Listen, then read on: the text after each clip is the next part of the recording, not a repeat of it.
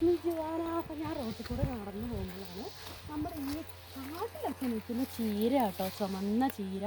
ശരിക്കും പറഞ്ഞിട്ടുണ്ടെങ്കിൽ ഇത് നമ്മൾ കറി വെച്ചിട്ടുണ്ടെങ്കിൽ നമ്മുടെ ബീറ്റ്റൂട്ടൊക്കെ കറി വെച്ചിട്ട് നമ്മുടെ എന്താ പറയുക, നല്ല ചുമന്ന കളറാകും നമ്മുടെ ചോറിലേക്കൊക്കെ കേട്ടോ. അപ്പോൾ നല്ലതാണ്. അപ്പോൾ ആരൊക്കെ ഇതൊക്കെ പറിച്ചുകൊണ്ട് പോയിട്ടുണ്ട്, കുറച്ചൊക്കെ ഇട്ടുണ്ട്. അപ്പോൾ ഞാൻ കുറച്ചങ്ങ് പറിച്ചിട്ട് പറഞ്ഞു. ശരിക്കും കാട്ടുചീരയാണിത്, നമ്മുടെ ചുമന്ന ചീര. അപ്പോൾ ഞാനിത് കറി വെക്കുന്നതൊക്കെ നിങ്ങൾക്ക് ഞാൻ കാണിച്ചു തരാം കേട്ടോ. നമ്മുടെ ചുമന്ന ചീരയാണ്, നല്ല രസമുണ്ട്.